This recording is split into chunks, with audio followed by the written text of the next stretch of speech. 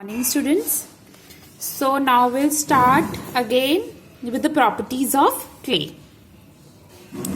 So in the particle of clay soil are very tiny and as they are tiny they are very close to each other, and that's why it occupy a very little air.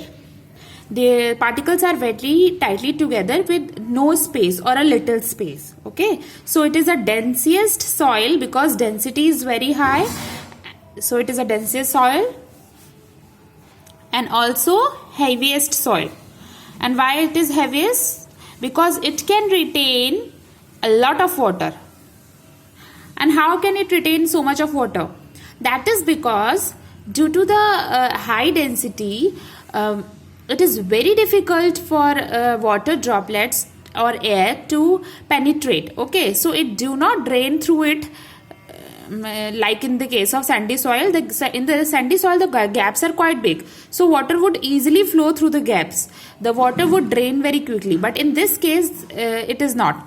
The gaps are very tiny, so if water enter in that gap, these kinds of gaps, so it gets stuck there. It cannot move beyond it. Okay, because there is no consecutive gap in the particles of clay soil. So that's how we can say that the soil retain a lot of water. Within the soil you can actually see a lot of water. Now since the soil contain a lot of water, it is heavy also. It is not only the weight of soil but also the weight of water. So it is densiest as well as heaviest also. Now there are many plants which grow on clay soil, specifically the plant which need a lot of water. And as I mentioned before also that the plants different plants have different requirement for their growth. Some plant need less water, some plant need more water. So those plants which need more water, they grow well in clay soil. So especially ferns, they generally grow in a clay soil, and these type of soil is also used for making pottery. So sandy soil is not good choice for making a pottery and all because they do not retain water. But this soil, since it retain water, so it can actually you can give it into a shape, and that's how it can be quite tough as well. Okay, so it is used for all these baking and for making pots and all. Okay. Now the third types of soil is loamy soil, and this soil holds a right amount of water. Now what do you mean by right amount of water? Till now we have seen that sandy soil does not hold water at all. And clay soil hold a lot of water. So the loamy soil is an intermediate between both of those. It holds more water than sandy soil but less than clay soil. So it is like a perfect amount of water is being held by the loamy soil. So what is this soil actually? This soil consists of equal number of big particles and small particles. So as we can see, the plants grow very well in these kind of soil. In fact, this soil is the perfect soil for the growth for plant. Okay, because it contain it hold exact amount of water which are needed by the plant. It also contain humus which improve the fertility of the soil and provide nutrients to the plant. So basically loamy soil contains sand, it also contains clay, and it also contains humus, as well as it also contains silt. Silt is something we will discuss after that, but sand is present in the present, clay is present in the clayey soil. So these two things have their own properties. So loamy soil is nothing but a mixture of sandy and clay soil, as well as the humus which improve the fertility of the soil, which improve the quality of soil for the better growth of the crop. And what about silt? Silt is like it is a kind of particle where it is like generally a deposit of which mostly seen in the river beds. Okay, and the size of particles in silt is between sand and clay, like in case of loamy soil. So it generally a suspension mixed with water in a water body. Mostly it is seen in the river bed. So due to the appropriate particle size of the particle, it is also beneficial. As the size of the particle decide the property of a soil, na? So all these things together compose the loamy soil. Okay. So with this we have discussed about the various type of soil. Now it is time to talk the properties of soil. So what are the properties of soil because of which it becomes such a needed resource? So let us quickly look at the properties. So right from three important property we will discuss. First is percolation rate of water. That is, we will see that how fast or how slow water can drain through a particular site of soil. Okay. And this is different for different kind of soil. The next would be moisture in soil, how much moisture contained in a soil. And the third one is water absorption by the soil. So you see, everything is related to soil.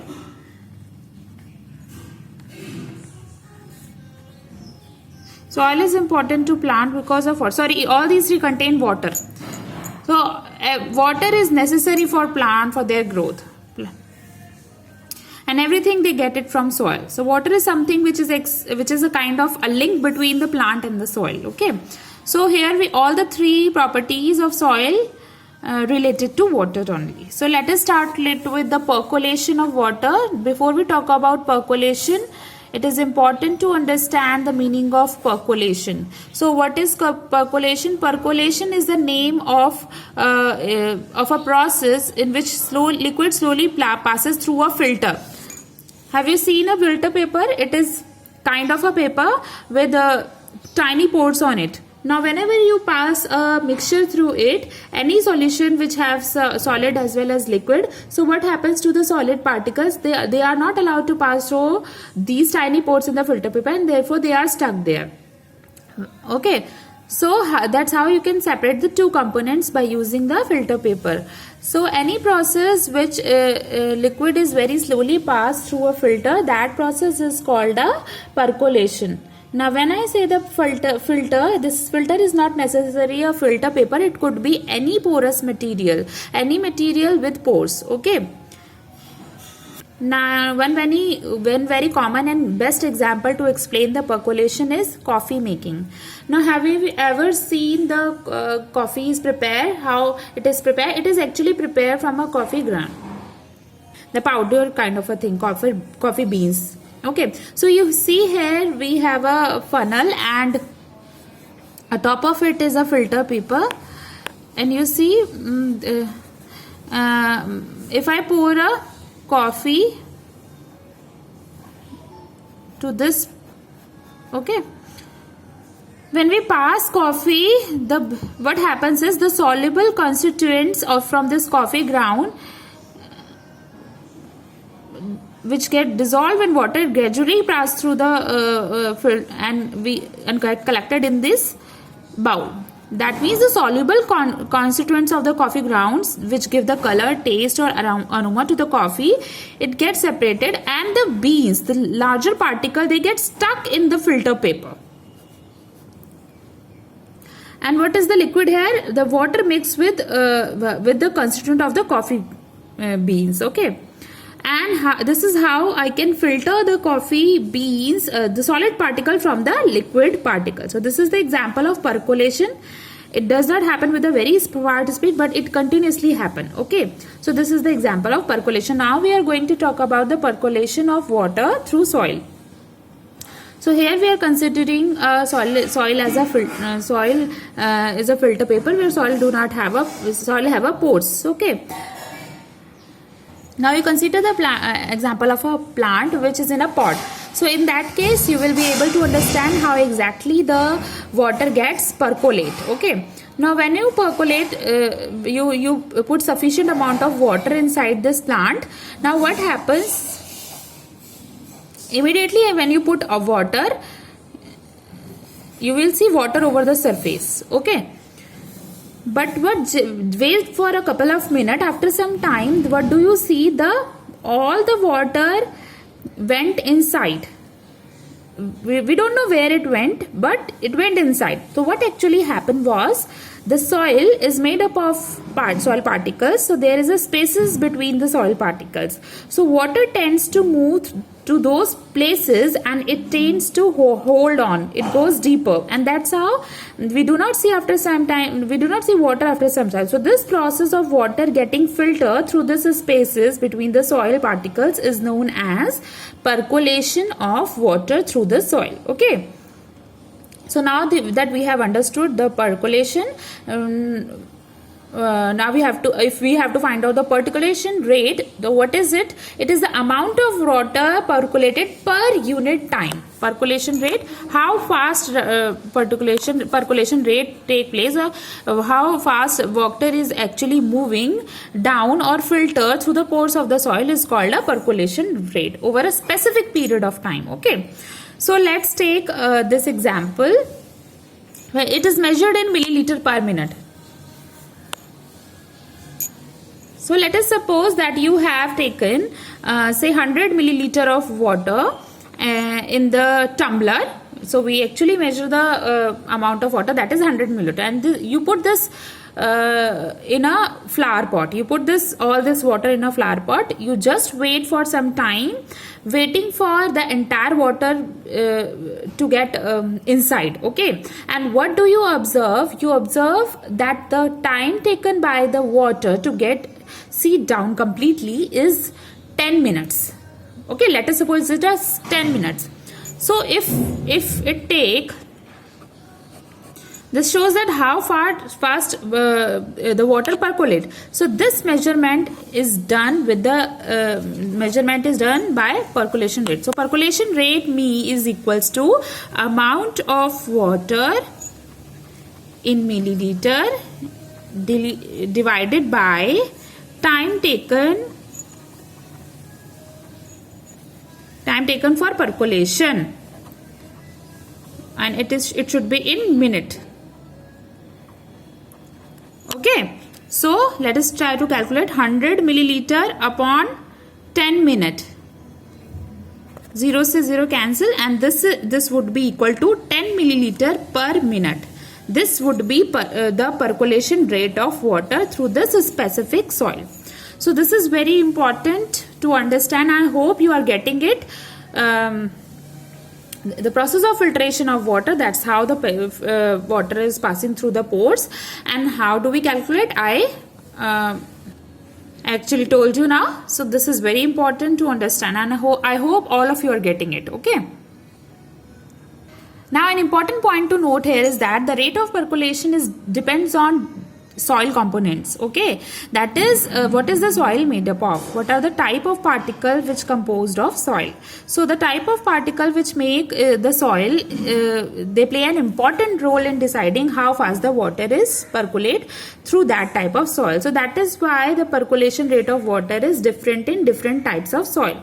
So if you compare how fast the water drains through the sandy soil, it is going to be very different from that loamy soil, and that is going to be very different from clay soil. Okay, let's see how exactly it is different from the different type of soil. So percolation rate is maximum in case of soil because sandy soil is made up of big particles. So therefore the spaces big particles, therefore the spaces are between the particles are small, and through these easier for water to drain. Okay, and it is after that loamy soil. If you look at the loamy soil, the space is comparatively less than a sandy soil, and therefore the percolation rate is also little less. And if you compare with the clay soil, what happens, the particles are very small, so they are very closely packed together, and there is they hold the water, and the water do not drain as that quickly. Okay, so water get locked here. Now the next property is moisture. Now, before we talk about moisture, what do we need by moisture? Moisture is nothing but presence of a liquid in small amount. Okay, so here the liquid which you are talking about is nothing but a water vapor. Moisture is a water vapor present in presence of water means. Okay. Now, do you think the soil contains oil? It is not that we have water in the soil and then I am asking the water is in soil. Normally the soil which we see around us, do you think it contains water? Actually speaking, the soil contains water. Considerable amount of water is there. It varies from one type of soil to another, but yes, soil do contain water. Okay. Now, some soil might have less water, some soil have more water. So if it has less moisture, it would be dry, and if it has more moisture, it will be wet.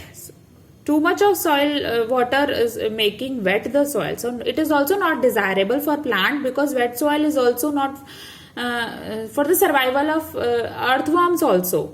Too much of soil, too much water in the soil also create problem. So moist soil is something that means small amount of water, that is something which is most desirable for plant growth as well as for the survival of living organism also. So if you talk about the right balance, the correct balance, then any soil should contain 25% of water and 25% of air. So if it contains 25% of water and 25% of air, then we say that the soil has a right amount of moisture. It has a right amount of air. So why do we need air? Aeration is needed because it creates a porous spaces between the particles of organic matter, and that is also required.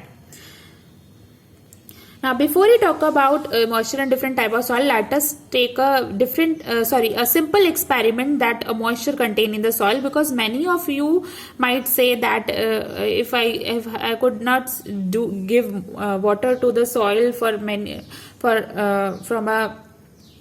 a long time, then where is the moisture in the soil? So we just try to take one example. Take a soil in a test tube and heat the test tube, and after some time, what do you observe? You observe a presence of droplets, tiny water droplets on the walls of the test tube. From where do you get the water? Because if soil is not containing water, so from where these water droplets are coming from? That's because the soil contains water. So when you actually heat, those water droplets start evaporating, they get converted into a water vapor. And just try to observe this. You can take another sample of soil also to prove this that the soil contain moisture. Okay. So sandy has less moisture, loamy soil has an intermediate moisture, and clay has a lot of moisture in it. So if you look at the sandy soil, the spaces are big, therefore the water drains quickly. So the soil is not able to hold water and it is a dry, whereas clay soil is able to hold a lot of water. Therefore here in this case it actually contains a lot of water and a lot of moisture in it. So now we are going to discuss a last property, that is water absorption by soil.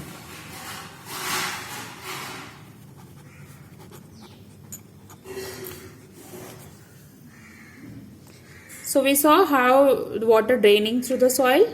That's how we learn about the percolation of water.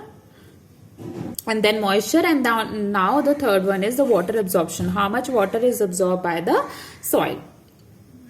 So this is basically the retention of water in the soil particle. This is the amount of water which has actually hold by the particle, which is actually taken by the soil particle, and this water is not allowed to just to pass through the soil. It get locked in the soil. Okay, so that is called retained water. So let us take an example of sandy soil. The spaces in the sandy soil would be the big. Okay, the particles, the spaces between the particles are big, so it is easy for the water to pass through these spaces, and water could not be retained in these spaces.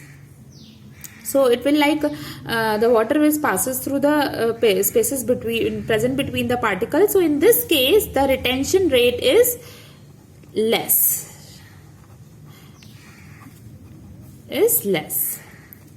Okay. But if you talk about the percolation rate, that would be more. Okay, as the water is draining quickly, water is passing through the pores quickly, so the percolation is high but the retention is less. Now let's say clay soil. So in case of clay soil, what happens? The size of the particle is small and the particles are very tightly bound to each other. Spaces between them is very small or not there. So very tiny spaces is there. So water cannot really drain quickly. So that means the percolation is less, or in fact least of all the three. And what about water retention? A good amount of water is actually held by the soil, retained by the. So therefore we can say that in this case water retention is quite high.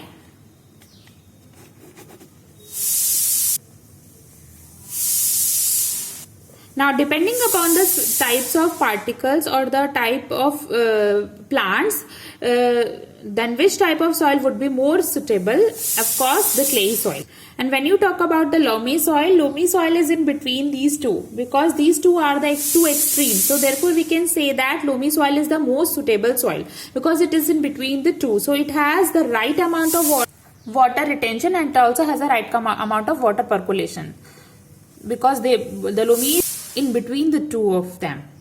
So this is all about chapter number 9, soil. I have covered all the important topics, and now after this we will revise all the chapters one by one. Okay, thank you class.